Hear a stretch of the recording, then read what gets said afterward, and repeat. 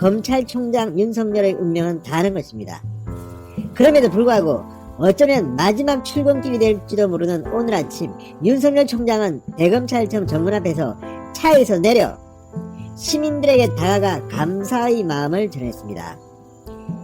자, 자신의 생명이, 검찰총장의 생명이 마지막이 될 수 있는 아침 출근길의 모습으로는 좀 이례적이었습니다. 왜 그럴까요?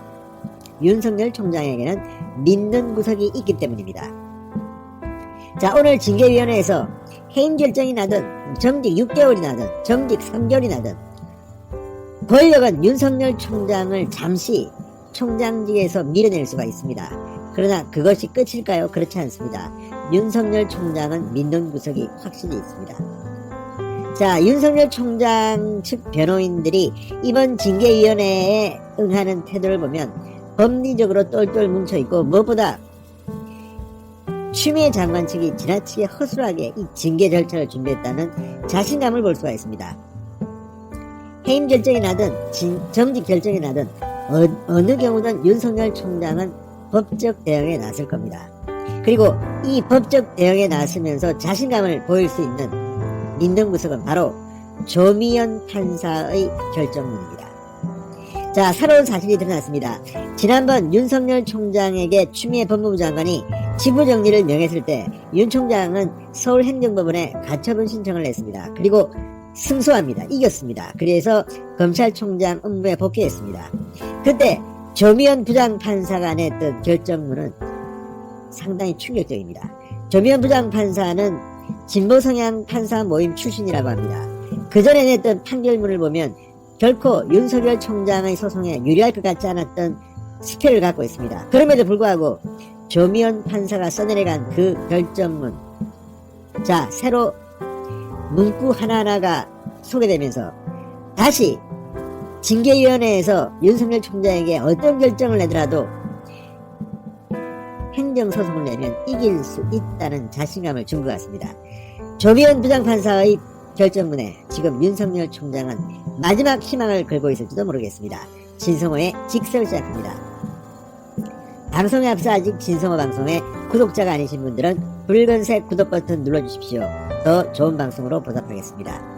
자, 정직이든 해임이든 누명이라 생각하는 것에는 변함이 없다. 윤석열 총장 이완규 변호사의 말입니다. 자, 윤석열 총장과는 서울법대 친구입니다. 오랜 직입니다. 그리고 이번 사건에서 이 추미애 장관 측을 압도하고 있다는 평을 듣고 있습니다. 자, 윤석열 검찰총장 측은 법무부 징계위원회가 오늘 혹은 다음 기일에 어떤 결정을 내더라도 해임이나 정직 결정이 나오면 누명을 씌웠다고 판단하고 법적 대응을 하기로 결정했습니다. 효력정지, 집행정지와 함께 징계 무효소송, 권한소송을 제기할 예정입니다. 자, 윤 총장 측 이완규 변호사는 법무부의 징계에는 실체가 없다. 정직이든 해임이든 누명이라 생각한다. 징계 집행정지와 징계 무효소송을 함께 제기할 것이라고 말했습니다. 지난번 직무배제 집행정지 소송에 이어서 추미애 장관과의 두 번째 소송을 준비하고 있는 겁니다. 그런데 이번에는 첫 번째와 달리 상당한 자신감이 배어나옵니다. 첫 번째 한번 이겨봤기 때문에 그 기조가 있고, 또 하나는 무엇보다도 조미연 부장판사의 결정문입니다. 윤석열 총장은 이번 두 번째 소송에서도 결정적 변수가 될 것으로 보입니다. 자, 법조계에선 앞으로 윤석열 총장의 소송에서 지난 1일 윤 총장 직무배제 집행정지 신청을 받아들인 조미연 부장판사의 결정문이 굉장히 중요한 역할을 할 것이다. 중요한 변수가 될 것이라고 해석하고 있습니다. 윤석열 총장 역시 이 조미연 판사의 결정문에 상당한 기대를 걸고 있는 눈치입니다. 당시 조 부장판사는 이렇게 말했습니다. 권세를 혼자 쥐고 제멋대로 마음대로 한다는 뜻의 전횡이라는 단어를 썼습니다. 자, 장관의 검찰총장 직무배제 명령이 총장에 대한 인사권으로 전횡되지 않도록 엄격하게 숙고되어야 한다. 이렇게 윤석열 총장의 손을 들어줬습니다. 총장에 대한 인사권으로 전횡되지 않도록 엄격하게 숙고되어야 한다. 또 이렇게 말했습니다. 검찰총장이 법무부 장관에 맹종할 경우 검사의 독립성과 정치적 중립성은 유지될 수 없다. 자, 윤석열 총장 측의 의견서가 결정문에 상당히 반영됐다고 합니다. 아무튼 이런 표현들은 상당히 세죠. 검찰총장이 법무부 장관에게 맹종할 경우 표현이 셉니다. 검사의 독립성과 정치적 중립성은 유지될 수 없다. 그리고 총장에 대한 인사권으로 전행되지 않도록 엄격하게 숙고되어야 한다. 자, 그리고 이런 표현이 등장합니다. 이게 중요합니다. 해임 또는 정직, 이 두 가지의 단어가 조미연 부장판사의 결정문에 등장하는 겁니다. 조 부장판사는 직무 배제의 효과는 검찰총장 및 검사로서의 직무 권한을 완전히 배제하는 것으로 해임, 정직 등 중징계 처분과 동일한 효과를 가져와 효력 정지를 긴급히 구할 필요성이 인정된다고 했습니다. 자, 여기서 우리가 주목해야 될 것은 해임, 정직을 같이 묶어서 표현한 겁니다. 해임, 정직 등 중징계 처분.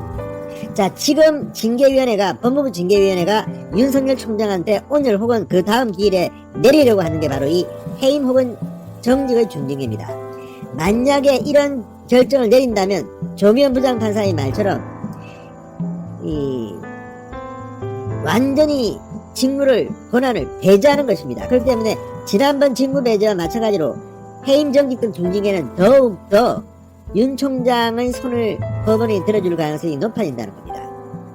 이런 식으로 인사 전횡을 해서 검찰의 중립성, 독립성을 깨면서 장관이 해임, 정직 등 중징계를 한다면 이거는 효력 정지를 긴급히 구할 필요성이 인정된다고 봐야 될 것 같다는 생각이 들기 때문입니다. 조면 결정문은 정말 이런 식으로 해임, 징계라는 단어도 정직이라는 단어도 들어가 있고 또 인사권으로 전횡이 된다는 표현도 들어가 있고 장관에게 총장이 맹종할 경우 검사의 독립성과 정치적 중립성은 유지될 수 없다고 되어 있습니다. 이 결정문은 굉장히 윤석열한테는 유리한 결정문입니다. 그리고 이런 판례가, 선례가 있기 때문에 똑같은 이유로 이번 징계위원회의 결정도 윤석열 총장이 유리합니다. 뿐만 아니라 이번 징계위원회의 절차가 문제가 되고 있습니다. 그러니까 추미애 장관의 이 직무집행 정지는 이 내용은 문제가 된다고 해서 이렇게 법원이 윤 총장 손을 들어줬지만 추미애 장관이 이런 결정을 내리는 과정에서 민주주의적 절차의 문제는 없었습니다. 그런데 이번 징계위원회는 결과도 결과지만 그 절차가 지금 정한중 외대교수가 과연 징계위원장 직무대행이 될 수 있는가?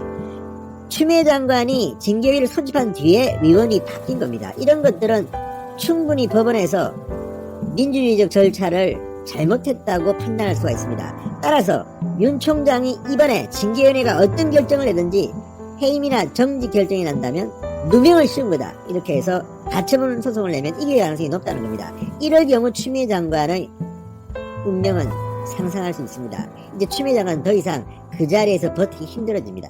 이렇게 무능하고 무도하게 한 명의 검찰총장을 날리려 했다는 그런 결과에 책임을 져야 할 겁니다. 문재인 대통령도 마찬가지입니다. 이렇게 되면 문재인 정권은 거의 레임덕이 확실히 시작되는 것입니다.